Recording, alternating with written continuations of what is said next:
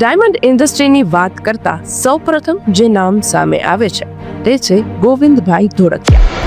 कहानी 7 नवंबर 1947 की है, जब अमरेली जिले के दूधला कस्बे के एक छोटे से गांव में गोविंद भाई का जन्म एक लेवा पटेल परिवार में हुआ। गोविंद भाई 7 भाई बहनों में से एक थे और उनका परिवार बेहद गरीब था। इसी कारण गोविंद भाई नंगे पैर स्कूल जाते थे और अपने पिता की खेत में मदद भी करते थे। 1964 में जब गोविंद भाई 13 साल के थे, उनके बड़े भाई सूरत से गांव लौटे और उसी समय उनकी जिंदगी ने एक नया मोड़ लिया। उनके भाई ने उन्हें सूरत चलने का सुझाव दिया, इसलिए गोविंद भाई 2 अप्रैल 1964 को 7वीं कक्षा की परीक्षा दिए बिना ही सूरत चले गए।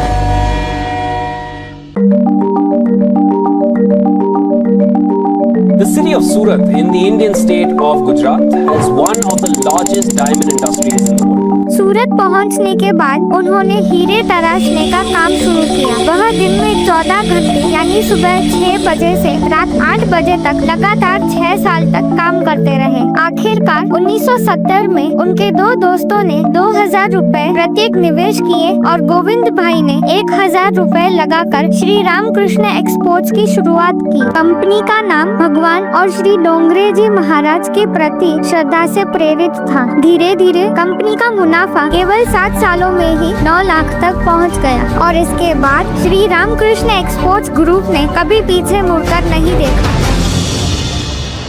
सूरत के SRK डायमंड कंपनी में काम करने वाले लोगों को दिवाली का बम्पर गिफ्ट मिला है। यहाँ काम करने वाले 1000 एम्प्लॉयज को उनके मालिक गोविंद भाई धोलकिया ने लाखों रुपए कीमत के सोलर पैनल भेंट किए। आज कंपनी $2 बिलियन की आय उत्पन्न कर रही है और इंडियन डायमंड मार्केट की सबसे बड़ी कंपनियों में से एक है, जिसमें 5000 से अधिक कर्मचारी काम कर रहे हैं। उन्होंने कई पुरस्कार भी जीते और अपनी नवीनतम और आधुनिक तकनीक के साथ विश्व भर में पहचान बनाई। गोविंद भाई ने अपने दयालु हृदय और समाज सेवी स्वभाव के साथ स्वास्थ्य, शिक्षा, पर्यावरण और महिला सशक्तिकरण के क्षेत्र में कई चैरिटी कार्य भी शुरू किए। अपने लोगों की सेवा करने की चाह के साथ वह 2024 में राज्यसभा के सदस्य बन गए। मैं गोविंद भाई लालजी भाई धोलकिया जो राज्यसभा का सदस्य निर्वाचित हुआ, ईश्वर की शपथ लेता हूँ कि मैं विधि द्वारा स्थापित भारत के संविधान के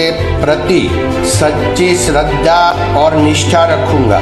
मैं भारत की प्रभुता और अखंडता अक्षुण्ण रखूंगा तथा जिस पद को मैं ग्रहण करने वाला हूँ उसके कर्तव्यों का श्रद्धापूर्वक निर्वहन करूंगा।